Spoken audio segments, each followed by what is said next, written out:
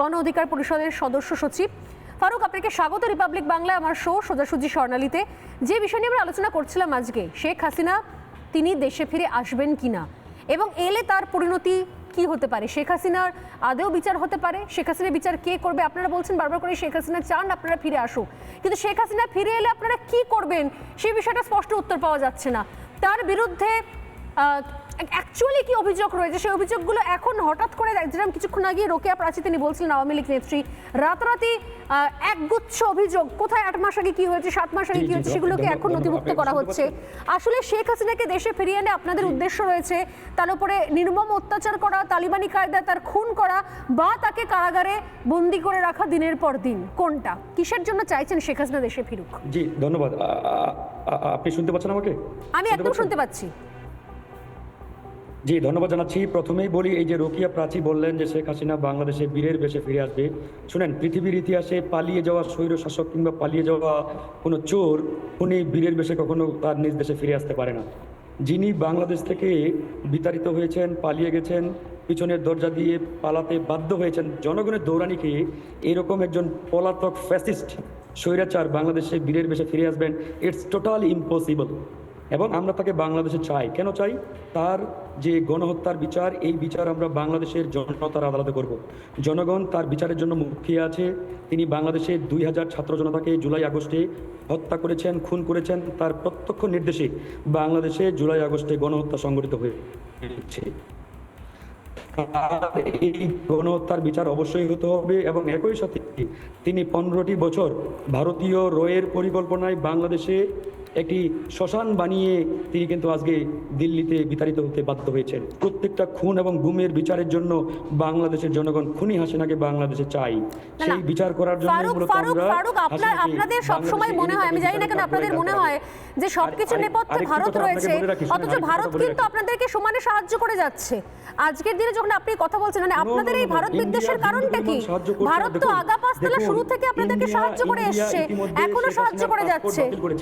Passport বাতিল করার পরেও এরকম একটা খুনিকে ইন্ডিয়া কিভাবে আশ্রয় দেয়? দ্যাট মিনস ইন্ডিয়া হচ্ছে খুনিদের আশ্রয়দাতা। কারণ কোনো রাষ্ট্র উইদাউট পাসপোর্ট কোনো ব্যক্তিকে আশ্রয় নিতে পারে না। সেই জায়গায় ইন্ডিয়া এরকম একটা গ্রেট টেরোরিস্ট মহিলাকে আশ্রয় দিয়ে এই নিয়মগুলো আপনাকে কে বললো? ভারতের মতো রাষ্ট্র কাকে আশ্রয় দেবে না দেবে এটা তো বাংলাদেশ ঠিক করতে পারে না, এক। আর দ্বিতীয়ত, এটা খুব সুন্দর প্রশ্ন আপনি বললেন, আপনি শুনে নিন। আপনি বললেন যে শেখ হাসিনা একজন চোর, চুরি করে পালিয়েছে, না হলে জনগণ তাকে মেরে ফেলতো, আপনি চুরি করে পাঠিয়েছে, সেই জন্য বেশ আপনি আমাকে একটা কথা বলুন ফারুক, সেদিনকে বঙ্গভবনে যারা গিয়েছিল তারা কি বাংলাদেশের জনগণ, নাকি তারাও চুরি করতে গিয়েছিল? তারা কারা? আপনার কোনো আইডিয়া আছে? হাসিনার পিয়ন যদি 400 কোটি টাকার মালিক হয়, হাসিনা হচ্ছে 4 লক্ষ কোটি টাকার মালিক। আর এই 4 লক্ষ কোটি টাকা সে বাংলাদেশ থেকে চুরি করেছে। আর এই চুরির টাকা আপনাদের কাছে প্রমাণটা কি আছে? এবং ছেলের কাছে পাচার করেছে। কোনো প্রমাণ আছে আপনাদের কাছে? অবশ্যই সেই তদন্ত ইতিমধ্যে শুরু হয়েছে। আমাদের আন্তর্জাতিক ট্রাইব্যুনাল ইতিমধ্যে সেই তদন্ত শুরু করেছে এবং তদন্তে ইতিমধ্যে অনেক কিছু প্রমাণ হয়েছে। আমরা এই জন্য ইন্টারপোলের মাধ্যমে তদন্ত করবেন কি করে? তদন্ত করার জন্য ডকুমেন্টস দরকার, ডকুমেন্টসগুলো তো পুড়ে গেল। গতকাল বঙ্গভবনে আগুন লেগে গেল, সমস্ত ডকুমেন্টস পুড়ে গেল। এই যে আসল জায়গায় আসছেন, এই যে গতকালকে সচিবালয়ে আগুন দেওয়া হয়েছে, এটাও ভারতীয় রয়ের পরিকল্পনায়। কারণ ইন্ডিয়া চাইনা শেখ হাসিনার বিচার আমরা করি। ইন্ডিয়া চাইনা শেখ হাসিনার বিচার আপনি কি বলছেন আগুনের নেপথ্যে কারা রয়েছে? আওয়ামী লীগের সন্ত্রাসীদের দিয়ে এই আমাদের গুরুত্বপূর্ণ একটি জায়গা সচিবালয়ে আগুনটি লাগানো হয়েছে। বুঝতে পারলাম না হাসান, আপনি কি বলতে চাইছেন? মানে তারা মূলত সচিবালয়ে আগুনের নেপথ্যে কারা রয়েছে? সচিবালয়ে আগুনের নেপথ্যে কারা রয়েছে? বিচার কার্যকে বাধাগ্রস্ত করতে চাই। অফকোর্স আমাদের তথ্য আছে এবং তথ্যের আলোকে আমরা বলছি। না, আগুনের নেপথ্যে কারা রয়েছে? ইন্ডিয়ান গোয়েন্দা সংস্থা জড়িত, অবশ্যই জড়িত। তাদের প্রেসক্রিপশনেই মূলত এই আগুনটি লাগানো হয়েছে আমাদের সচিবালয়ে। এবং এটি কোনো সাধারণ আগুন নয়, এটি অ্যাবসলিউটলি পরিকল্পিত অগ্নিকাণ্ড। এবং এই অগ্নিকাণ্ডের মাধ্যমে তারা আমাদের গুরুত্বপূর্ণ নথিগুলো জ্বালিয়ে দিয়েছে এবং এই নথিগুলো জ্বালিয়ে দিয়ে তারা হাসিনার বিচার কার্য ঠেকাতে চায়, আটকাতে চায়। কিন্তু দেশ আপনারা চালাচ্ছেন, আওয়ামী লীগের একের পর এক নেতা বন্দী হয়ে রয়েছে, তারা কেউ মারা যাচ্ছে, কেউ বাড়ি ছেড়ে পালিয়ে রয়েছে। দেশ আপনারা চালাচ্ছেন, আপনাদের কাছে সেই সুরক্ষা বন্দোবস্ত নেই?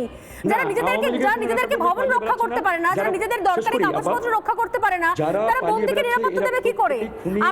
প্রত্যেকেই খুনি, আপনারা কি জানেন যে শেখ হাসিনা ফিরলেই দেশে মারা যাবে, সেই জন্য শেখ কোনো হাসিনাকে ভালো চাইছেন? মানুষ পালিয়ে বেড়াচ্ছে না। বাংলাদেশে যারা একমাত্র চোর, যারা একমাত্র ওই খুনি, ভোট ডাকাত, এরা পালিয়ে বেড়াচ্ছে। সুতরাং কোনো চোর, ডাকাত, সন্ত্রাসীকে নিয়ে আমাদের আপনি খুব যেভাবে একটা মাথা বলছেন, ব্যথা নেই, খুব একটা headache আমি নেই। আপনার কথা শুনলাম। কোনো সন্ত্রাসীকে নিয়ে আমাদের মাথা ব্যথা আমাদের নেই। এক সেকেন্ড কারণ আওয়ামী লীগের আপনি যেসব চোর, ডাকাত, এরা terrorist, এক সেকেন্ড এরা হাসান, সন্ত্রাসী, আপনি সন্ত্রাসের এরা কথা চোর। বলছেন, কিন্তু আমাদের কষ্ট একটু লাগে, পরে ভেবে আমাদের উত্তর দেবেন। সন্ত্রাসীদের লুৎফুজ্জামান এই বাবর কে? সন্ত্রাসীদের আশ্রয়দাতা। হু ইজ এই লুৎফুজ্জামান সন্ত্রাসীদের বাবর? কথা বলি। এই যে কে আমাদের কষ্ট পিন্টু? লাগে। ভারত কেন তাদের এরা কষ্ট লাগে? সন্ত্রাসী নয়, Why? এরা জঙ্গি তার নয়, মানে এদেরকে ভারত ছেড়ে দিচ্ছেন সন্ত্রাসীদের আপনারা। আশ্রয়দাতা। আর এখন শেখ হাসিনাকে সন্ত্রাসী বানাতে চাইছেন। Lutfuzzaman No, no, no. বাবরকে, পিন্টুকে, অবশ্যই, তারা কি করে ছাড়া পাচ্ছে? যে আমি আসছি আপনার কাছে, এক সেকেন্ড, তাকে এখানে বলুন। রাজাকুমার বাবুর কাছে আসি, এক সেকেন্ড। আদেও কি শেখ হাসিনা কোথায় কোন দেশে রয়েছেন, বা তাকে বন্দি প্রত্যর্পণ চুক্তি যেটা 2013 সালে হয়েছিল, 2016 সালে সেটা সংশোধন হয়েছিল, সেই অনুযায়ী কোনোভাবে বাংলাদেশের কাছে কি ফেরত দিতে আদেও ভারত বাধ্য? খুব স্পেসিফিক প্রশ্ন। না দেখুন, আমি দু তিনটে কথা একটু বলে নিই। শেখ হাসিনা যখন ভারতে এলেন তখন বাংলাদেশ সরকারের অনুরোধেই তাকে ভারতবর্ষের আশ্রয় দেওয়া হয়েছিল, ভারতীয় এয়ার স্পেস ব্যবহার করতে দেওয়া হয়েছিল বাংলাদেশের বায়ুসেনাকে। সুতরাং সব কিছু অনুমতি নিয়ে তিনি সেই মুহূর্তে বাংলাদেশের প্রধানমন্ত্রী ছিলেন এবং উনি ভারতবর্ষে এসেছিলেন সেইভাবেই। সুতরাং তাকে আমরা অতিথির মর্যাদা দিয়েছি। বাংলাদেশ আমাদের বন্ধু দেশ এবং সেখানে শেখ হাসিনার অসম্মান মানে বাংলাদেশের অসম্মান, সেটাই আমরা ভেবেছি। আমাদের সংস্কৃতিতে অতিথি দেব বাবা, এবং আমরা ততদিন পর্যন্ত শেখ হাসিনা নামে বাংলাদেশের কোনো কোর্টে তার নামে কি অভিযোগ আছে কোথাও জানা যায়নি। এখন আমরা জানতে এখন পারছি, হচ্ছে, এখন অভিযোগ এখন দায়ের আপনারা হচ্ছে। জানাচ্ছে তার সবকটাই হচ্ছে তার প্ল্যান, সবকটাই তা চলে আসা।